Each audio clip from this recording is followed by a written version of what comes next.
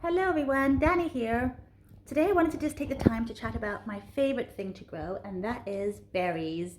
Last year I spent a lot of time trying to add as much food value into our garden as possible, and berries are so good for that. They produce so quickly and so abundantly, and they also produce in relatively small spaces. They grow sort of upwards, so you can fit them into an okay little space, and then they will of course also spread eventually, but for the most part they can just stay in relatively small spaces and just do really, really well and produce lots and lots of food, which is so nutritious and so expensive to buy in stores. You buy a little punnet and it's so expensive. So, and also the ones in the stores may be sprayed very often, whereas the ones you pick straight from the garden, full of nutrients, just bursting with vitamins and all good things. And of course, growing lots of different ones, you get more of the rainbow into your diet, don't you? You want to eat the rainbow.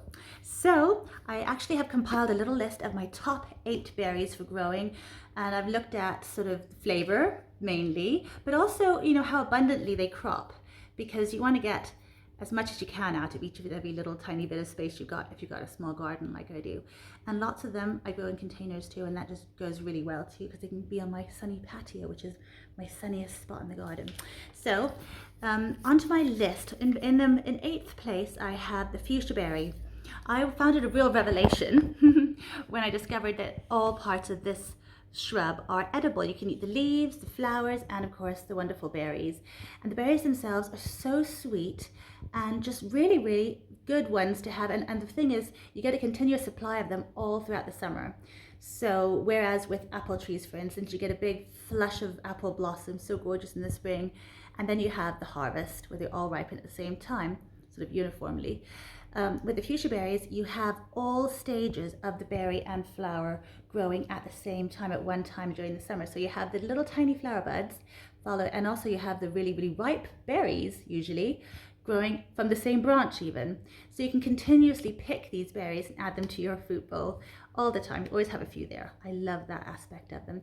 And they used to be grown, well, they are conventionally grown as sort of ornamentals here in the northern part of the world because they're so beautiful. But I actually looked into it once I discovered they were edible. And I found that they were brought to the UK, at least by the Romans, and they brought them as a food crop because they are such good croppers. So already back then they would be eating them and everything.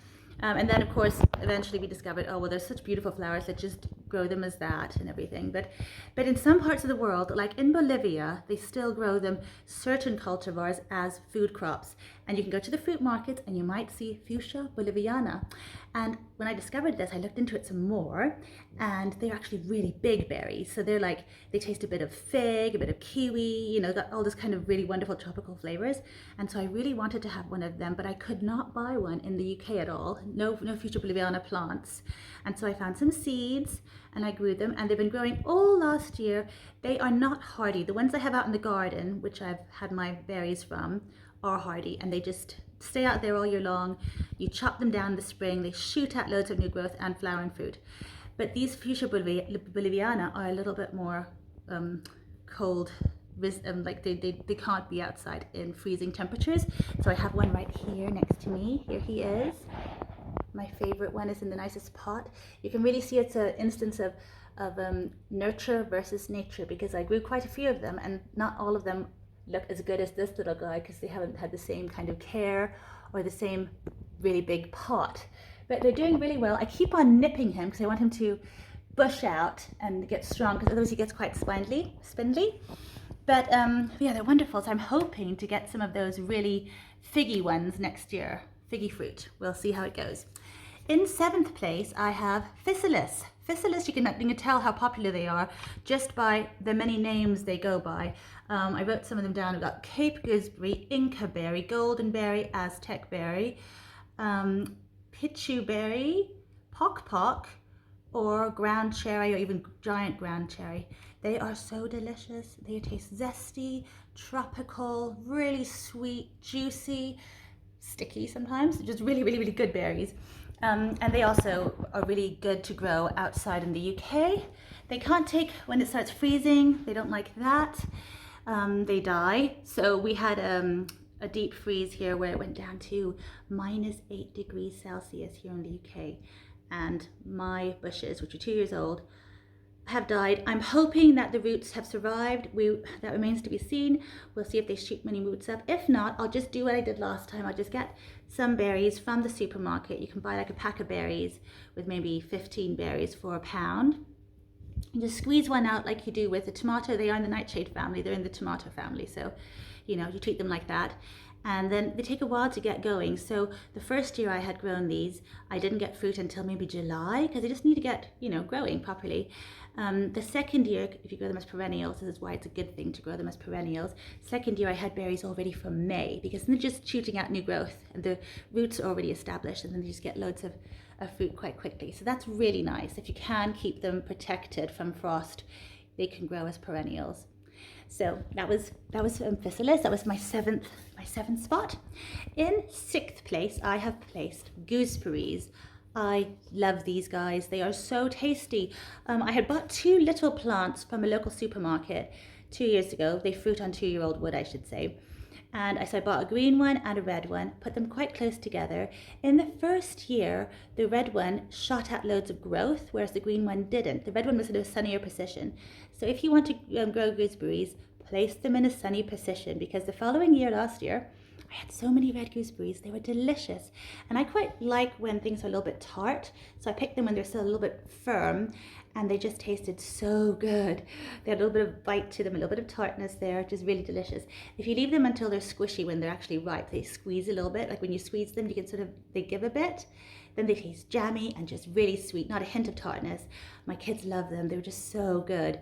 We eat everything just straight from the bush because we don't have enough to make too much stuff out of. I make actually blackberry jam, but I do forage those, so they're not quite the same. And then I have in the next place, which would be 5th position, I have raspberries. They are super delicious.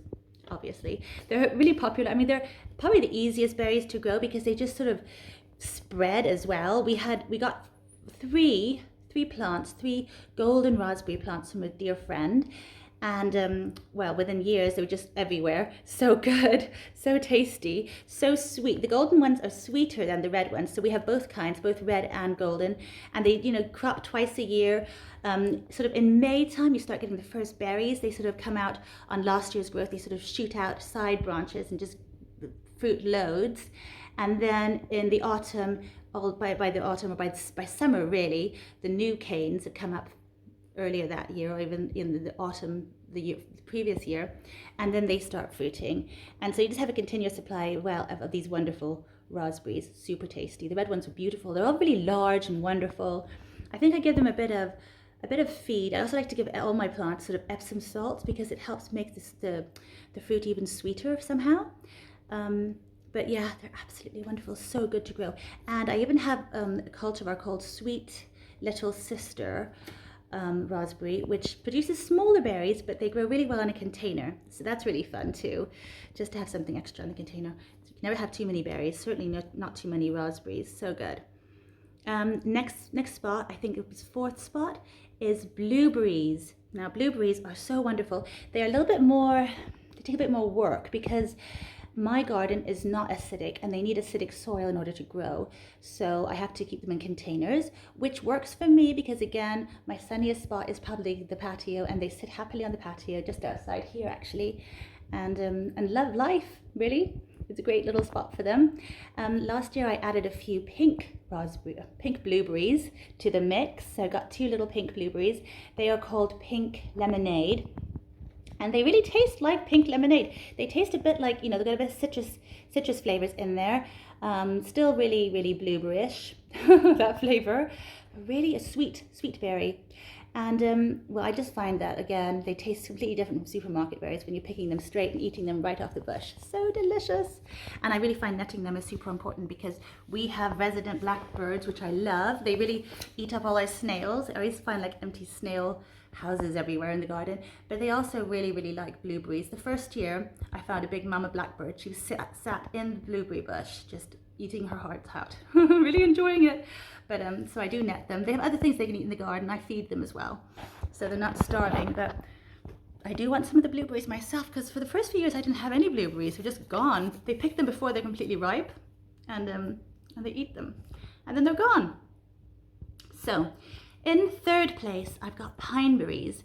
These ones I hadn't tasted them before last year, and they are white strawberries that actually have a hint of, well, more than a hint, a burst of pineapple flavor. They're still really good strawberries. They have that strawberry flavor with really, really sweet, wonderful summery flavor, but also with a sort of a bit of citrus flavor there, and with a hint of pineapple, and they're so good. They are definitely my favorite. I mean, so I've put them in third place, but I'll also add the little ground strawberries that we have as well. I cover them everywhere. They're little woodland strawberries. I use them as ground cover. That's why I call them ground strawberries. But yeah, the ground cover mini woodland strawberries. They're really small, so you need a whole bunch of them, but they really, really pack a punch. So it's almost like a whole big strawberry has just been condensed down to a smaller size. So you have all that flavor in a small little packet. And they're so good. My youngest son, he actually prefers them to any other strawberries. He just loves the little ones. He goes out and picks handfuls of them and just munches on them. They're wonderful. So he really likes them. And the thing is, you can put them everywhere. They spread so fast. Great ground cover, and you can just pop them in any little spot. So I've got them all over the place in the garden.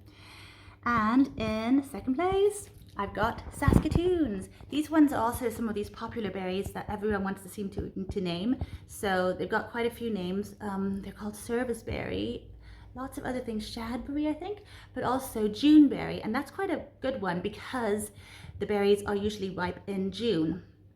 I think here, because we're a bit colder maybe, they didn't really ripen until July, but they are wonderful, wonderful berries. They look a lot like blueberries. I feel they taste a lot like blueberries, but they are in the sort of rose apple family, that sort of family there. And so, well, they start off with these wonderful, wonderful blossom, which then go on to the berries, and then you have autumn foliage, really beautiful, all kinds of colors, reddish and purples and everything. Really, really pretty. So they have been grown as ornamentals, but then in more recent years, they've been cultivated even commercially, like in Canada. So I got one cultivar called Smoky. I was so excited to get it, and it's one that is grown commercially, and they're really big, juicy berries with great flavoring. It's more of a complex flavor than regular blueberries, because it has sort of, I don't know, like almost like wild berry notes. And I also could taste some rose hip in there, especially if you pick them before they're completely blue, because you can pick them when they're red. They get sweeter as they turn more and more blue. And then they had the seed inside them, which sort of gives it a bit of a nutty flavor to it, like a bit of marzipan in there. So really, really a good berry. And they are, unlike blueberries, they don't have any specific soil requirement. So they're really easy just to grow. I put mine straight into the garden. I've got a few different cultivars, and it's going to be so much fun to watch them and eat them as they grow bigger and bigger, and they can grow into large trees too. I'm going to keep mine sort of, normal size, so I don't have to like reach too high or anything. Sort of like berry bush size. I'm going to keep mine, but you can prune them to be the size you want, of course. And in first place, we are there already. My absolute favorite berry. This one tastes of sweets. It is super sweet. It tastes like bubble gum. It tastes like cotton candy. People say it tastes like Hubba Bubba. That's really tropical flavored sweet. It's just like, it's got that pineapple again, that zinginess, that wonderful zesty, wonderful flavor. And it is called Chilean guava. It's my favorite. So if you have not got one yet, go ahead and get one. They are so wonderful. They grow really well in containers in a sunny spot. They love sunshine. They are from Chile. They are hardy. Mine was covered in frost during the -8 degrees Celsius deep freeze, and it was totally fine. But they're so good. So good. So definitely a wonderful berry for first place. I hope you like my little run through of my top 8 berries. Hope you want to grow some berries. If you do, I hope you choose one of these. Let me know what you're thinking, which ones you're going to go for. And I would really recommend to go for Chilean guava. Can't say it enough. They are so good. But I'll see you next time. Until then, happy gardening, or happy waiting for spring. Soon spring here in the UK. I can't wait. See you soon. Bye.